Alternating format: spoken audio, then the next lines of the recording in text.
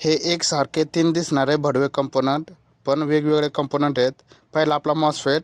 हा मॉसफेट आपला हाय स्विचिंगसाठी किंवा ॲम्प्लिफायर करण्यासाठी वापरतो. हा कंपोनंट पॉवर सप्लायमध्ये जो आपला इनपुट वायर आहे आणि ट्रान्सफॉर्मर आहे त्यांच्यामध्ये हा कंपोनंट आपल्याला जास्त करून पाहायला मिळतो.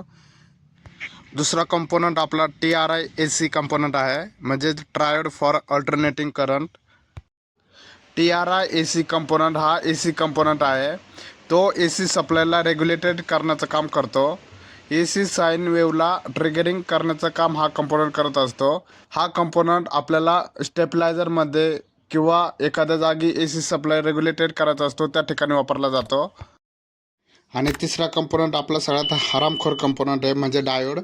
हा डायोड ट्रान्सफॉर्मर आणि कॅपॅसिटरच्या मध्ये वापरला जातो. ट्रान्सफॉर्मरचा आउटपुट सप्लाय DC मध्ये कन्वर्ट करण्यासाठी या डायोडचा वापर होतो.